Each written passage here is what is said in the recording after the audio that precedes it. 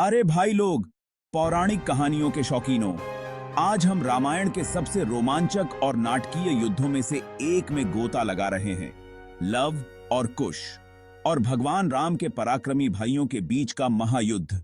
अब सोचिए जरा, लव और कुश सीता और राम के बहादुर और कुशल पुत्र ऋषि वाल्मीकि के आश्रम में पले बढ़े। अपने राजवंशी होने से अनजान ये दो युवा योद्धा एक असाधारण चुनौती का सामना करने वाले हैं। उनके दुर्जय प्रतिद्वंदी कोई और नहीं बल्कि लक्ष्मण, भरत और शत्रुघ्न, भगवान राम के भाई। और वानरों के राजा शक्तिशाली सुग्रीव को भी मत भूलिए। ये सब एक जंगल में होता है जहां लव और कुश एक यज्ञ के घोड़े की रक्षा कर रहे हैं और वहीं अयोध्या की सेना से उनका सामना होता है।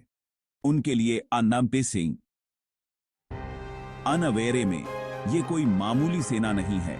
इसका नेतृत्व उनके अपने चाचाओं और बहादुर सुग्रीव कर रहे हैं। बिना किसी हिचकिचाहट के लव और कुश अपनी जगह पर डटे रहते हैं। जंगलों में मांझी गई उनकी तीरंदाजी और रणनीति की स्किल्डता अब परम परीक्षा में है। जैसे ही युद्ध शुरू होता है, तीर हवा में उड़ने लगते हैं। लव और कुश अपनी बेजोड़ महारत के साथ अनुभवी वॉरियर्सों को चकमा दे देते हैं।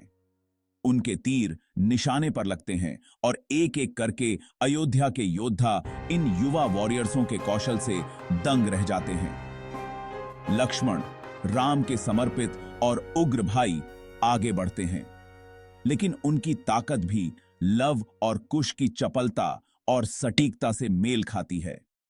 युद्ध तेज हो जाता है। भरत और शत्रुघ्न भी मैदान में उतर आते हैं। उनके दिल कर्तव्य और अपने भतीजों के साथ अनअवेरे बंधन के बीच फटे हुए हैं। सुग्रीव अपनी अपार शक्ति के साथ युद्ध के मैदान में आते हैं, लेकिन इस महायुद्ध में वह भी लव और कुश के दृढ़ संकल्प और कौशल से चकित हैं। युवा योद्धा धार्मिकता की भावना से प्रेरित भारी बाधाओं के खिलाफ अपनी जमीन पर खड़े रहते हैं। जैसे ही धूल छंटती है और युद्ध की गूंज फीकी पड़ जाती है, अयोध्या के वॉरियर्सों को एहसास होता है ये कोई मामूली युवा योद्धा नहीं है, ये भगवान राम और सीता के पुत्र हैं।